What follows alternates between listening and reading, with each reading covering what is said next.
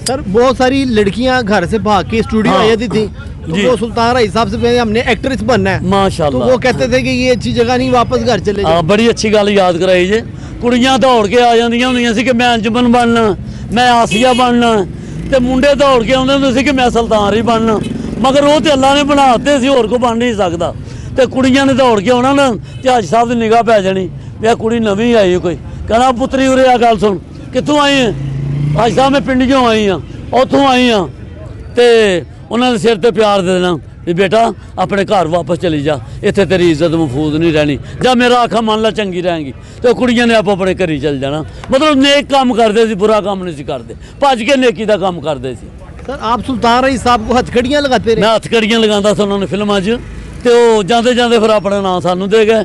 मौला जट जो फिल्म बने सी ते मेरा नाम ज मौला जट, वो दुनिया मैनू मौला जट कहन लग पई, ते नाले शगिरद सा उन्होंने, लोगों क्या उन्होंने भरा है, कोई शगिरद कह रहा, कोई भरा कह रहा। मैं क्या जो मर्जी कहो, मुसलमान भरा ही होंगे असीं सारे, है भी साडे वड्डे भरा। ये जो आपने हाथों में ये पहने हुए हैं नगीने, इसके बारे में बताएं जरा। ए नगीने है कि सोने मोहम्मद का नाम लिखा सैनिक। बिस्मिल्लाहिर्रहमानिर्रहीम, अस्सलाम वालेकुम व्यूअर्स, मेरा नाम अली खान और आप देख रहे हैं आपका अपना चैनल मुसलमान पाकिस्तान। मैं इस टाइम लोहारी की एक बहुत ही मशहूर नगीना मार्केट में मौजूद हूँ।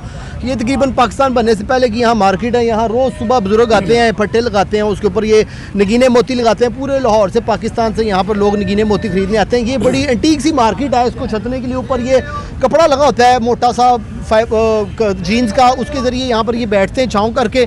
तो आइए आपको मिलवाते हैं सुल्तान राय साहब के छोटे भाई से, मौला जट साहब से। अस्सलाम वालेकुम जी। वालेकुम सलाम बई, मेरा सारे भरावां नूं अस्सलाम वालेकुम।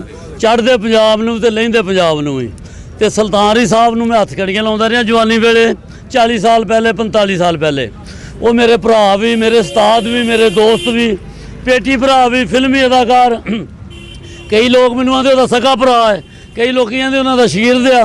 मैं सारा कुछ ही उन्हां दा भाई, उन्हां दा शगीरद भी हाँ, उन्हां दा भरा भी हाँ, उन्हां दा दोस्त भी हाँ। जी हुक्म करो, बिस्मिल्लाह। सर जब वो वफात हुई है सुल्तान राय साहब की, तो औरतें कह रही थी कि आज हम यतीम हो गए हैं। हाँ बिल्कुल, औरतां सच्चियां सी, अज तक हो रही ने औरतां, जिन्हां दे उन्होंने महीने लाए सी। देखो जी, अल्लाह के नेक बंदे सी, वो इंसान के रूप च एक फरिश्ता इंसान सी। उन्हें बड़ियां मस्जिदां बनवाइयां लाहौर शहर च, जिन्ने स्टूडियो ने सारे स्टूडियो च एक मस्जिद बनाई उन्हें, अपने कोलों किसी का पैसा नहीं लाया। कई गरीबां बच्चियां दी शादियां कीतियां, कईयां नूं अपना हज कराते माइयां नूं, कईयां नूं मकान लैके देते। नेकियां दे काम तो भज भज करते थे, एडे अल्लाह दे प्यारे बंदे सी। सर उनके बारे में कहा जाता है जब सर्दियाँ आती तो गाड़ी में कंबल और स्वेटर बांधते थे। वो दाता साहब ना गड्डी भर के कंबलों की लै आउंदे सी, तो जेडे लोग सुते होंदे ना, गरीब आदमी जिन्हां को कोई आसरा नहीं हुंदा, अपने